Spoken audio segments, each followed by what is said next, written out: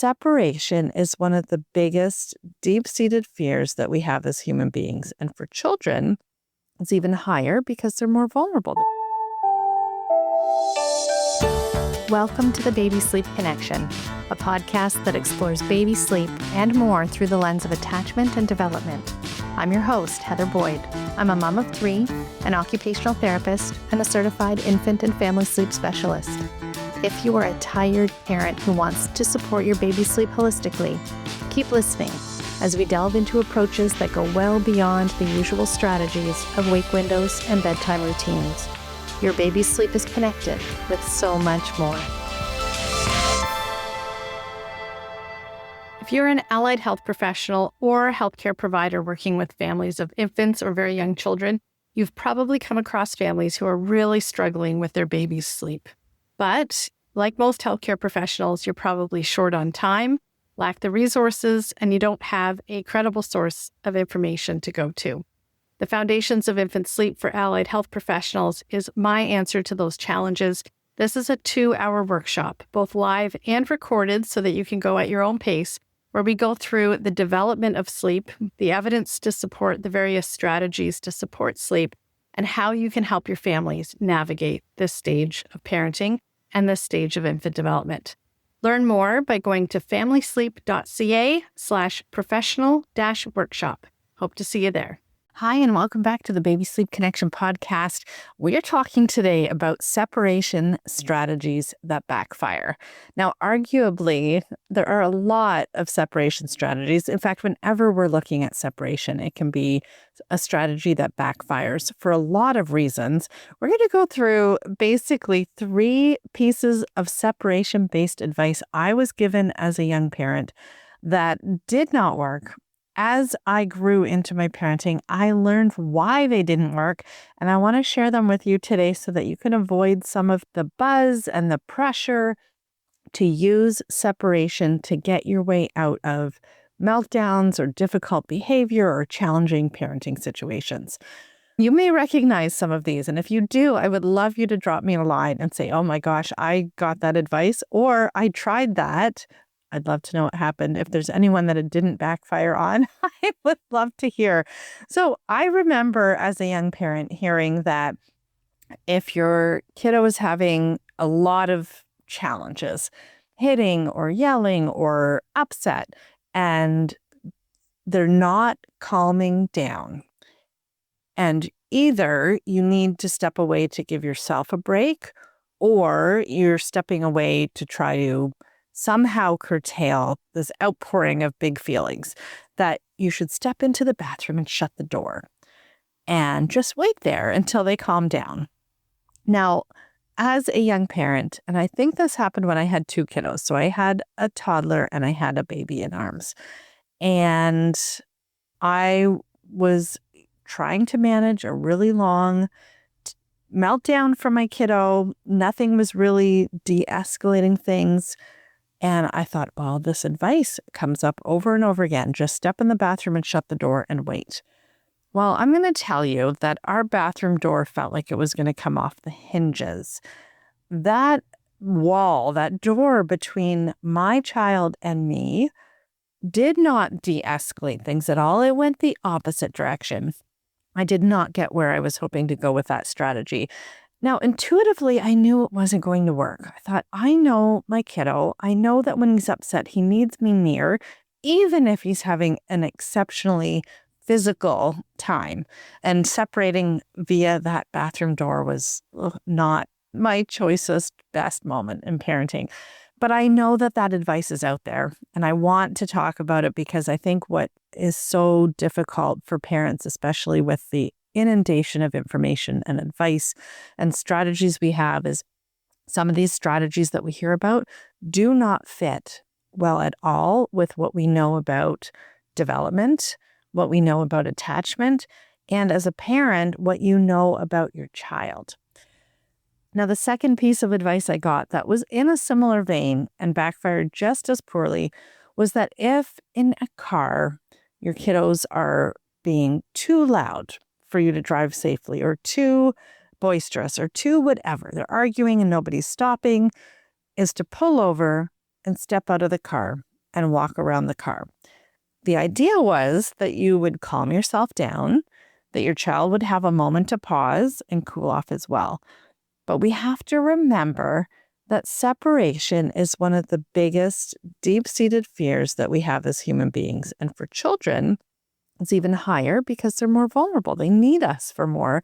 And for highly sensitive children, those strategies are really just not going to be a good fit. So to continue with the personal sharing of stories that did not work, when I tried this strategy, it alarmed my child and he got out of the car too. Now, there is merit in stepping away figuratively or literally, and I'll emphasize figuratively. There are ways to step out of the situation without literally leaving your child. And there are times when it merits that because you need to have a reset button yourself. It does not involve deliberately separating from your child in a way that will alarm them and erode any of the efforts that you're actually trying to make to help your child get through the situation or to help yourself get through. And when the strategy makes things worse, we don't need to feel guilty that we tried it. We don't need to feel bad that we got sucked into a strategy we knew intuitively wasn't going to work. We can simply use it as an opportunity to learn something about what works and what doesn't, learn about what our child needs from us, and learn what we need as well. So sharing these stories isn't about carrying around guilt. It's about really learning more about what works to support our kids. Now, the last strategy, and I know everyone's heard of this as well, and this one relates to bedtime. It's that when your child is goofing off in the bedroom or asking for one more story or not getting into bed or doing anything that doesn't fit with this very serene picture that you had about bedtime, to leave the room. And usually that means it's preceded by threatening to leave the room. If you don't get into bed, I'm leaving. Well, if that doesn't trigger that deep-seated fear of abandonment and rejection and separation, I don't know what will. And I imagine that most of you listening to this, if you've got kiddos that are beyond that first year, those words may have been on the tip of your tongue or actually left your mouth. You may have tried this strategy. Again, I really want to hear from anyone that has resonated with any of these three strategies. I think a lot of it has to do with, at least for me, strategies that would have been used when I was being raised. And our default is often based on these patterns that we've already been through. Of course, it's reversed because if there's stories that we have lived, we were a child at the time, but it creates a template for us, right? As parents, it creates a template that we end up using, even if it goes against what we know about child development, what we know about your child, and what we know about attachment. Now, I talked about the reason why these kinds of separation-based strategies tend to backfire. And it goes back to that deep-seated fear of abandonment or rejection. We do better when we are together, when we can find strategies that do not involve separation. Keeping in mind, of course, again, I know there are times that stepping away to regulate yourself trumps everything.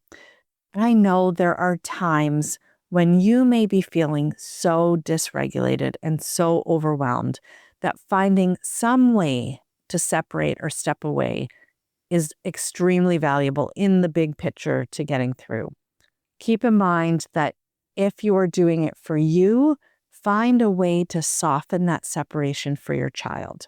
And we'll go through a few of the ways to do that. If you're doing it to try to shape behavior, know that these strategies just trigger alarm. So, what can we do instead? First, center yourself.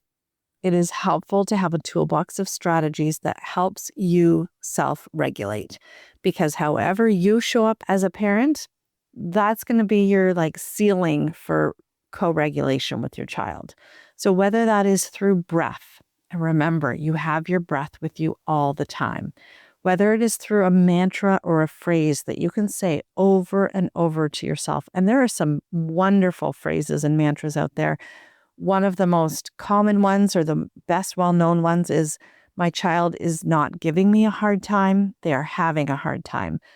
And if you do not have a mantra or phrase to say to yourself when you were going through one of these difficult moments with your child, and that one is a new one for you, take it, write it down, say it over and over again, and then have it available to you in your memory when this kind of situation comes up. Any kind of self-regulation tool, including figuring out how to tag team or call for backup. It does, and I'll reiterate, it does not have to involve you literally separating from the situation. It can be about taking a pause, closing your eyes, taking a breath. I'll always remember the story from Sarah Rosensweet, parenting coach in Toronto, who at one point with her teenager, and this is shared on one of her podcast episodes, she was gripping the counter very, very hard to try not to spill over into saying things or doing things that she would regret when she was very upset with her teenager. And her teenager said, "What are you doing?" She's like, "I'm trying not to yell." And so use whatever that squeezing of the counter. You think about that deep pressure that we often talk about is very regulating for our kids. Find a way to give deep pressure to yourself, squeezing that counter, giving yourself a hug, asking for a hug from someone who's around if you are not alone and you have a spouse or partner or friend over. Those deep hugs, or even maybe surprised that your child may be able to do that for you too, or a child in the house. I'll also mention, and I'll drop a link in the show notes, that I have a self-care resource that goes through some of these strategies. I'll actually have a look at it again after this episode to see if something that I've said today can be added to it. I will include the link so that you have a template and some suggestions for how to self-regulate overall. It's not specific for self-regulation during a child's meltdown or difficult time, but it may have some helpful suggestions in there for you as well. The second piece that I want to talk about in what to do instead of separating is taken from Gordon Neufeld, who is one of the key people that shapes what I do and how I do it. And he suggests when things are getting really tough with a child and they're having a very difficult time, speak but not too much, stay close but not too close. And it's valuable to think about that because the next strategies that I say that I'm going to share are a bit more verbal, but we don't need to talk our way out of the problem. So say as little as you can and be close so that as things calm down, your child will be able to gravitate to you. Often when we're upset, kids especially, they just don't want to touch. They need the space, but they don't want to feel like you've left them. So speak, but not too much, and stay close, but not too close. Next, and this one is great for toddlers and preschoolers, but I would argue it is also good for babies, is validate. Validate what you're seeing, make a best guess of what feelings they have, and reassure them that you are here. So that even with the big feelings, that you are not leaving. If you do have to leave, for whatever reason, for a practical reason, as the only way that you can center yourself for a moment before you come back, tell them. And tell them that you're coming back. Our brains don't always work to know that someone is coming back. That deep-rooted fear of abandonment means that if you're leaving, your child may literally not know if you're coming back. They might see the furrowed brow. They might know that you're angry. That might fill them with a lot of that alarm. So I'm stepping into the bathroom. I'll be there for a moment, and I'm coming back. Last, and this one is an undercurrent of all the situations where your child is having big feelings, having a difficult time, where you're going to feel compelled to separate, either to try to curtail what is happening in them or to try to regulate yourself. I want you to look for the need. Every behavior is an expression of a need. Now, it can be really hard to figure it out, but it is there. And I want you to appreciate that what we know about making best guesses for validating feelings or for guessing need, bad guesses are still good guesses. And that by guessing and articulating it and putting it into words, we're going to get better and better at figuring out our kids over time. And I would argue, again, that these strategies can work for babies too, because you're putting it out As words, it allows you to process what's happening. They're going to feel that, even if they don't yet understand that. And of course, we often underestimate how much our kids understand as they're growing up. So to me, it's vocalize it, verbalize it, put a label on it. You're not going to get it right every time, and that is okay. So this last point, really, in looking for the need, is about being a detective. And I'm borrowing that from Kim Barthel, occupational therapist and international speaker. She talks about being a behavior detective. Look for the need underneath. No, you're not going to get it right every time, but every time you try it, you're going to get a little bit closer, a little bit deeper of an understanding of your child, and a little bit closer to a solution that's going to work to help everyone feel calm, feel like they belong, and feel like they are not in threat of being separated from you. I do hope that these suggestions gave you some food for thought. I imagine, again, that you've recognized some of those separation-based strategies as things you've heard or things that you've done. And I hope that the strategies that you can do instead are going to help you the next time you're in a situation like that. Until next time, I hope you have restorative and long stretches of sleep, and I look forward to you joining me on the next episode. Bye for now. Thank you for joining me on this episode. I do hope that you found the information and perspectives in this podcast episode helpful to you as you navigate your baby's sleep development. Of course, this podcast provides general information, and it isn't tailored to your family's reality or the specific needs of your baby. If you're concerned about your baby's sleep or health, be sure to reach out to your healthcare provider. If you're feeling exhausted and overwhelmed and you need a place to feel nurtured and reassured, you can find me on Instagram at familysleep.ca. Until next episode, look for the connections that support you and your baby.